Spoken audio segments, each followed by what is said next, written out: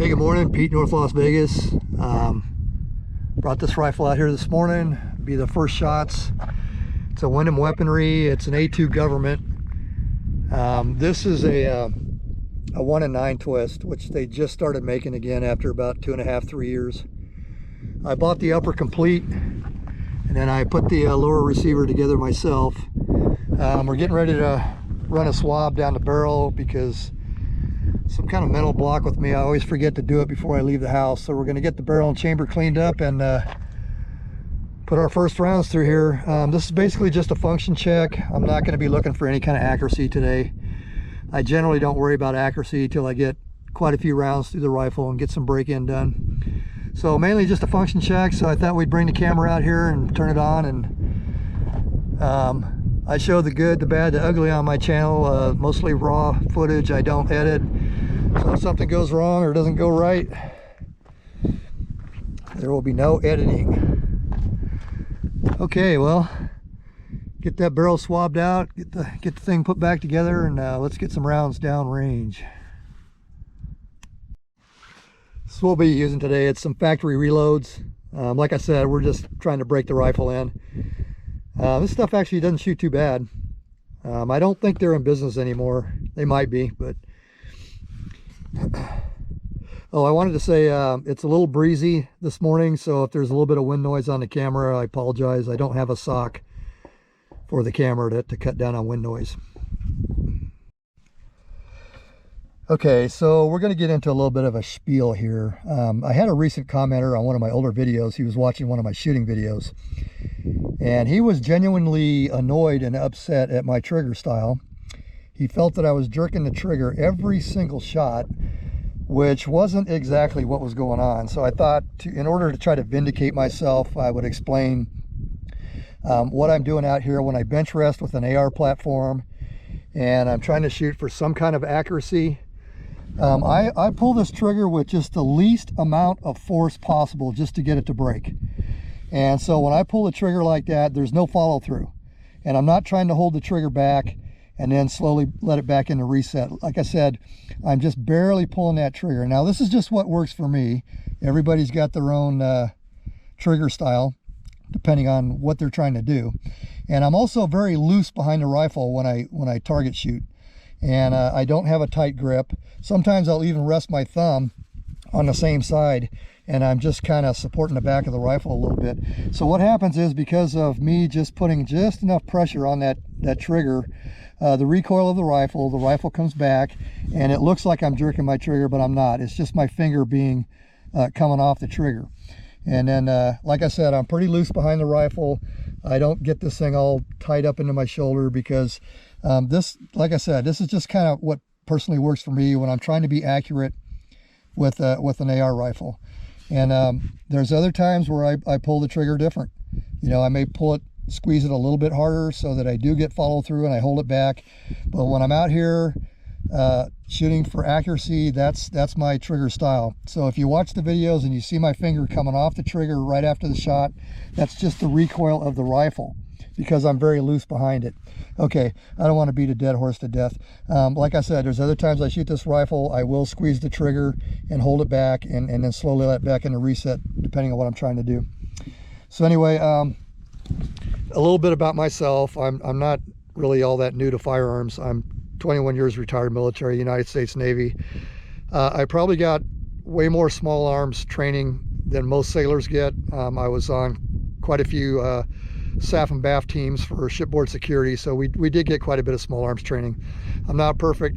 I do once in a while still jerk the trigger, despite what I just told you. Every once in a while that will happen. And okay, so we'll get off of that one.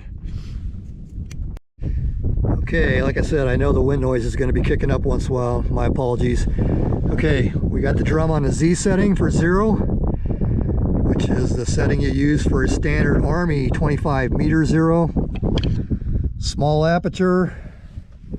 And I got my sight adjust tool to set our 0. Let's get this show on the road. All right, well, let's see if this thing works.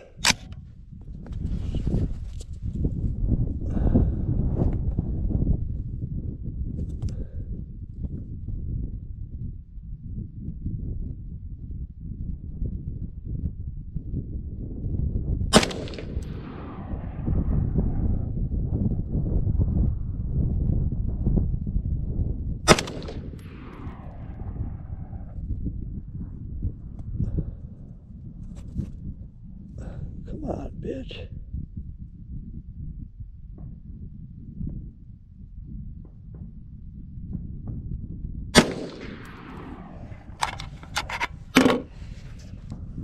All right, let's go see what our very first 3 shots look like. See what kind of adjustments we got to make.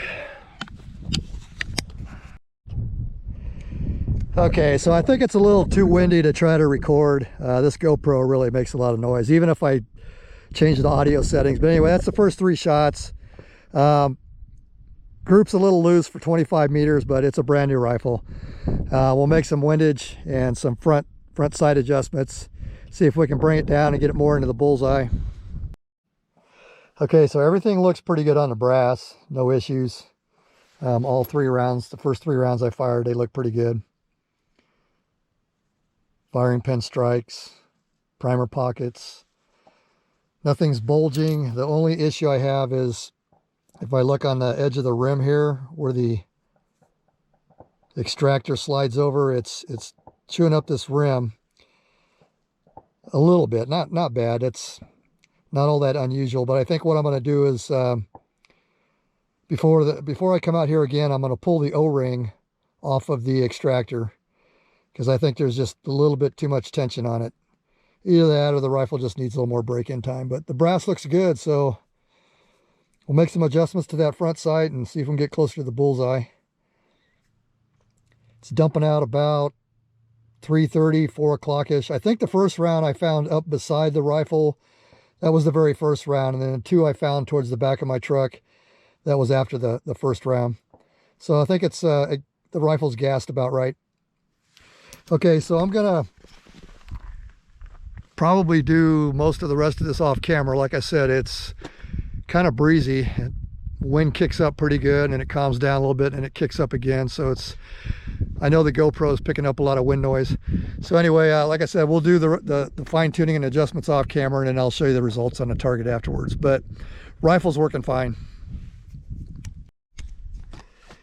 Okay, I went 4 clicks left on this thing, and I brought the front sight post up about 4 clicks, which puts the point of impact down.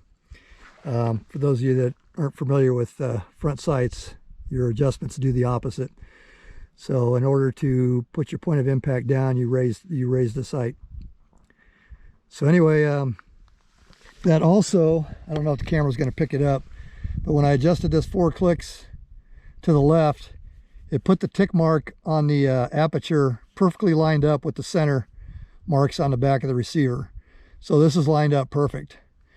And let's go down and I'll show you what happened. Okay, 2 in the same hole. That one right there.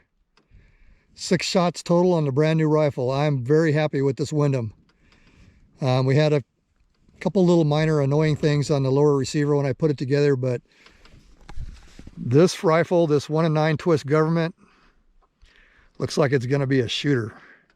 Very happy with how it shoots. Okay, Windham Weaponry A2 Gov't, 1-9 twist. I think she's a keeper.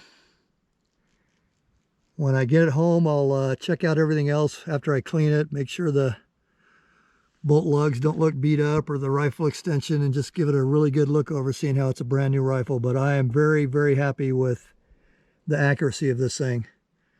I was very surprised at how well it shot.